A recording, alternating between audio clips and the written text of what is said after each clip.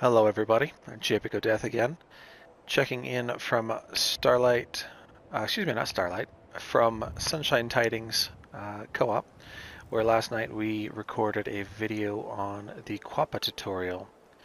Since then, we've had more questions coming in, and honestly, I had to do some exploration to try to answer these questions. First,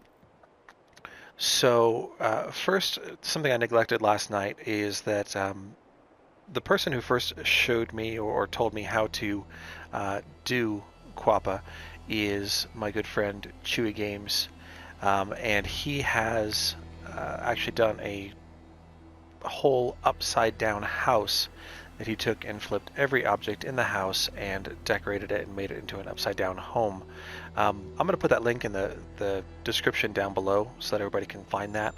But CHEWIE's the one who originally told me how to do this, so definitely all credit goes to him for helping me understand to begin with. And then from here on out, we're doing some exploration of our own to try to understand how snapping works with these flipped objects. So snappable objects are going to be the subject of today's QwaPA video. So first let me say that things are a bit fiddly when it comes to objects that have been turned. I've been using the bread box still. I put them on the 90-degree axis for this. I've already flipped a bunch of the different pieces that we needed. That way we don't have to waste any time with that.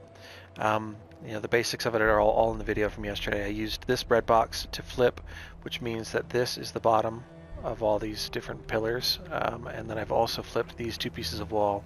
This is a short wall, the half wall, and this is a full-size wall, and they're both officially tipped sideways. These ones are regular walls that were just put in place to try to snap against, and what we're going to find is that first off, they select a little bit weird, and I don't know why they do that. They jump towards you when they do. So I'm going to try to get this somewhere where you can see it actually. Now, the snap points that you would usually have on concrete, I picked concrete because there are so many snap points that you can use, generally speaking. The only one that it seems to like right now is the center snap point, and when it snaps at this kind of bizarre angle, not even remotely square to the wall. So something with that snap point is actually damaged, I guess. See, we can find the middle snapping points of these as well. The middle on the top. Now the bottom, on the other hand, it gives us a bunch of snap points on the bottom.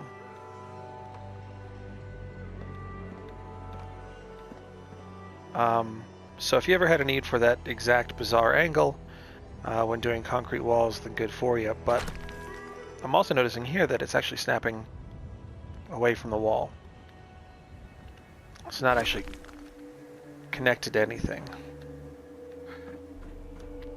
But when trying to use the side snap points, even on these ones that are tilted, they don't like each other.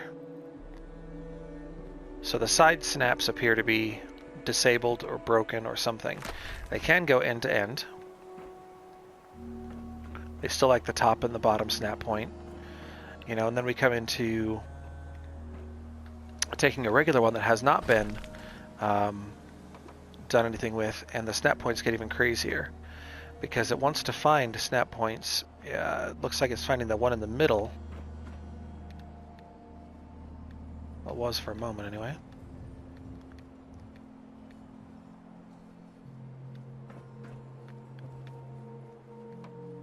So it's going to find the end one and allow it to snap up high. It's going to find the end one here, allow it to snap low. And then it looks like it's going to take a couple of middle ones here.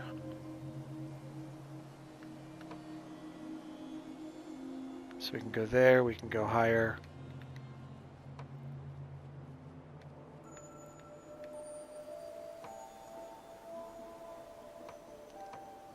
Maybe just a little bit lower.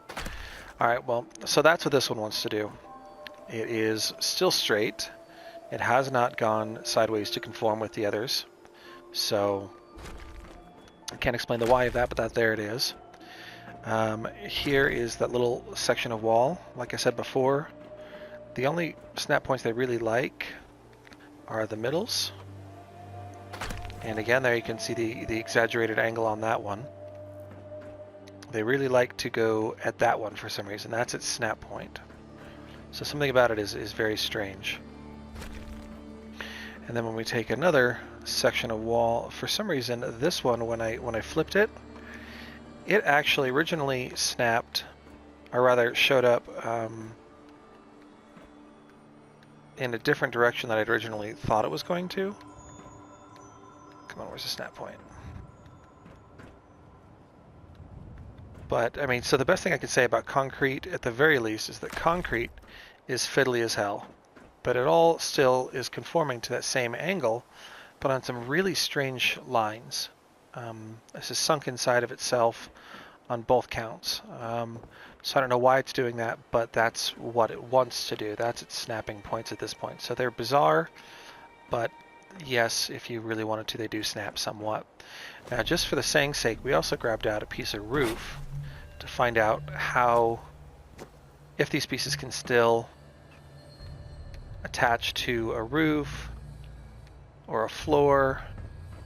And I had it for a second. It is still finding, looks like kind of a center snap point for the roof piece. Now one of these floor pieces here,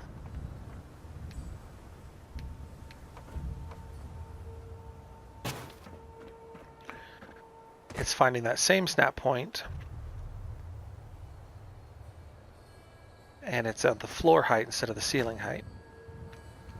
So as long as you're willing to play with it, maybe you can get something useful out of it. Maybe you'll find something you like. But for the most part, I found they're just a little too strange to probably get most of anything useful, you know?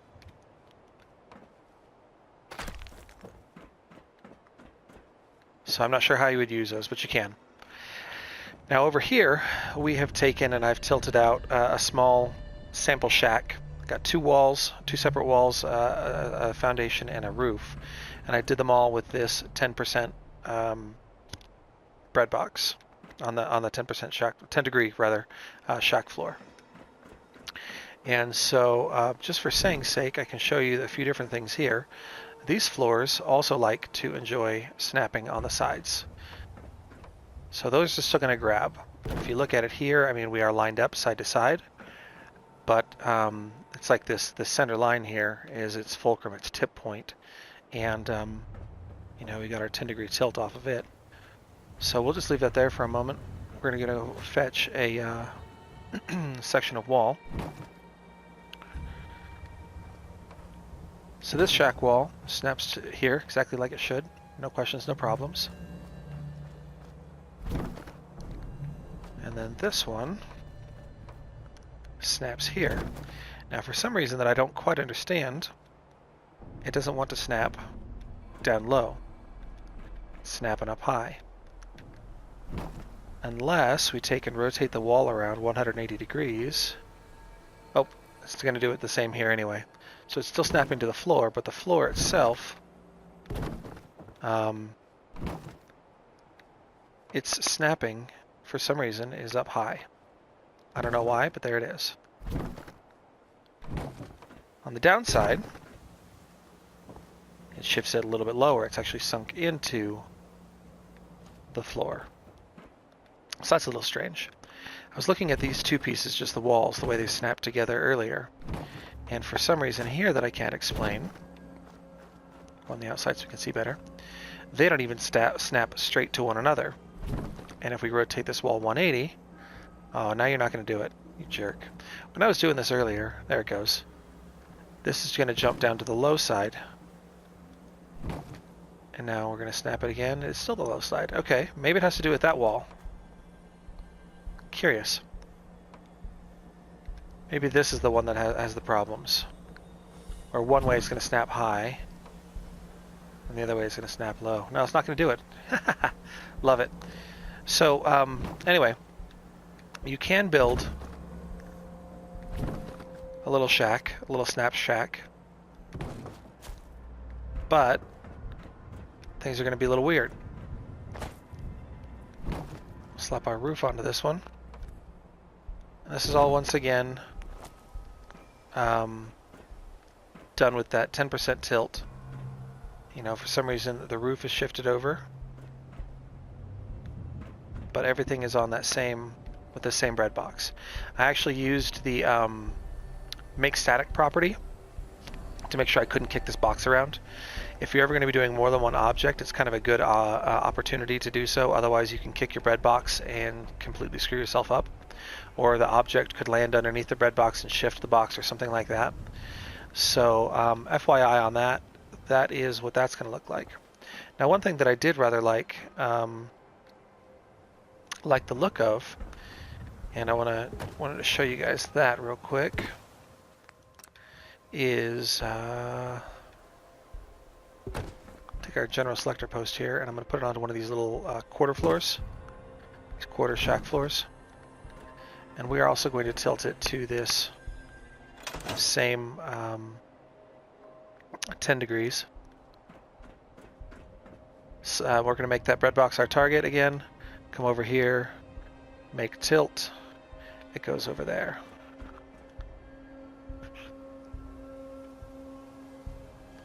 Back into the workshop. Apologize for the loading screen. So I think there are going to be some good, useful, potentially things you could do with some of this snapping if you really want to. Before we forget, let's put this over here so we can get our next one tilted. So I'm not going to use the the place anywhere post. I just want that one. Okay, so like I said, this is going to observe the snapping still on that axis, the same as this floor did. And if we actually wanted to put these floors together, oh, the wall's in the way. If you want to put these tilted walls or floors together, they match. They're great. They're perfect. Well, maybe. Is it a little crooked? It's a pretty good match. I think it's okay. So you could do multiple floors together to do different effects. You're not even going to go back, are you? To hell with you.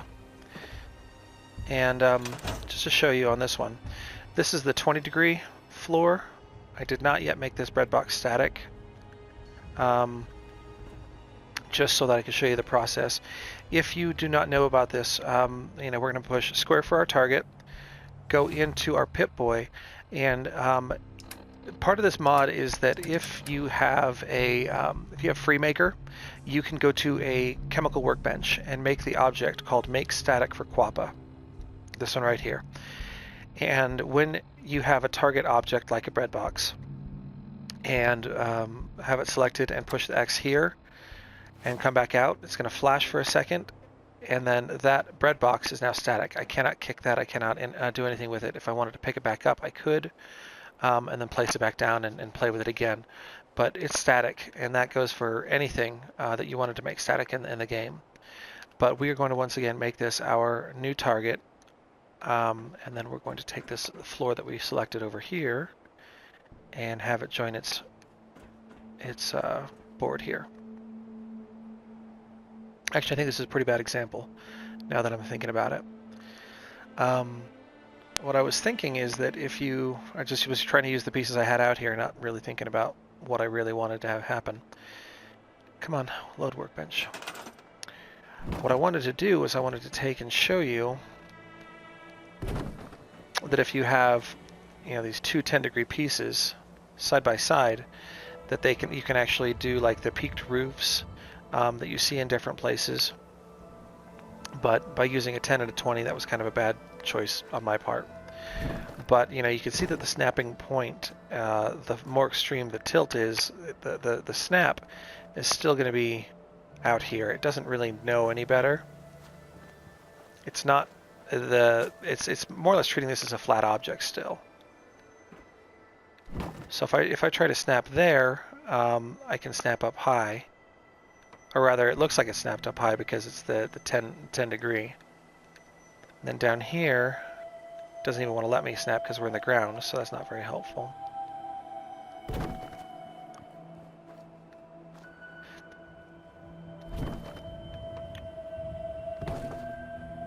Or if I could do it over here.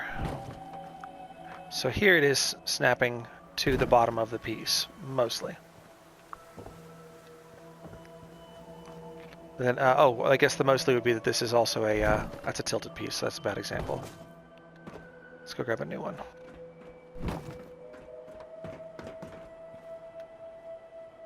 So as far as the snapping is concerned, it is mostly seamless. Get you out of the way for a moment. So you could actually snap floors together with some success if you wanted to make some sort of a articulated path that was nice and clean. You could do that. So yeah, that is some snapping with QwaPA. I mean, I've barely scratched the surface of it. Obviously, every object is going to do... It's going to snap just a little bit different. Really does not like that floor right now.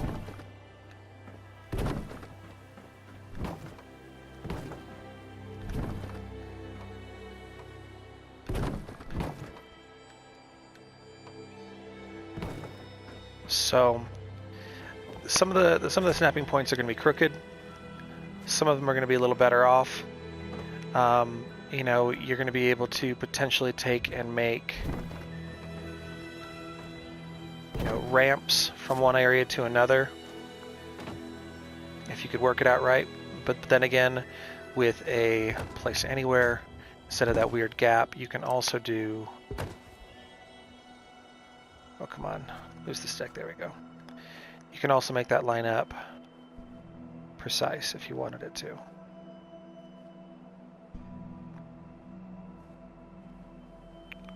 So, hopefully these have been some more helpful tips. Oh, one other thing I wanted to mention. I've heard of some people trying to use this place anywhere post on objects that they did not in fact build. Let's say, for example, this rock right here. And when trying to get this rock to be selected, it doesn't want to find it, I don't think, unless it's going to make a liar of me. See, right now I've picked up something that I have absolutely no idea what it is. Can't see it. It might be really far away from me. I'm not sure what I'm doing. So I'm just going to cancel out of that. Detach from that, whatever it was grabbed to. So it wants to try to find this rock, but it can't. The selected object is dots, or it's empty. So it's trying to find something, but once again, I don't know what it is. It's certainly not this rock here. So that can be dangerous if it grabs something that isn't close.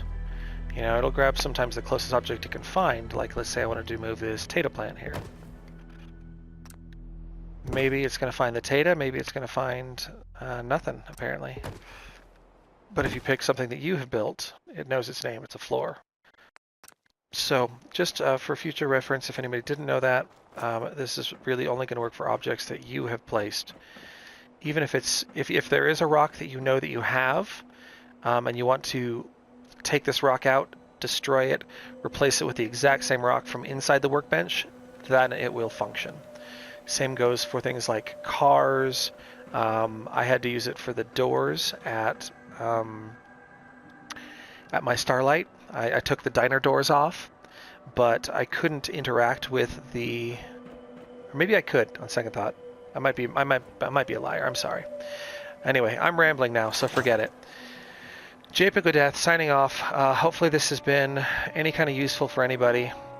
QwaPA and snapping, and you know, you want to make some real Escher kind of stuff, you can snap all day long and have some fun with it. Signing off. We will see you all next time. Thanks for being here.